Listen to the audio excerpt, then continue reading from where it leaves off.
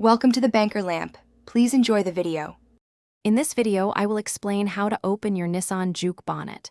First, you need to find the bonnet release lever inside your car. This lever is usually located on the driver's side, down by your left foot, beneath the instrument panel. Give it a firm pull, and you should hear a distinct pop as the bonnet springs up slightly, indicating the first latch has been released. This initial step is crucial for accessing the secondary safety catch. Now move to the front of your Nissan Juke. The bonnet will be slightly ajar, allowing you to reach underneath. Carefully feel along the front edge, usually around the center or slightly to the left of the Nissan badge. You're looking for a small, secondary safety lever. Push this lever to the left or lift it up with your fingertips, and the bonnet will fully unlatch, allowing you to raise it completely. With the bonnet now fully open, it's time to secure it.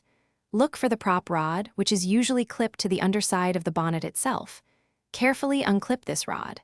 Then, find the designated slot on the vehicle's frame, often near one of the headlight units. Insert the end of the prop rod into this slot, making sure it is firmly seated. This will hold the bonnet safely in place while you work.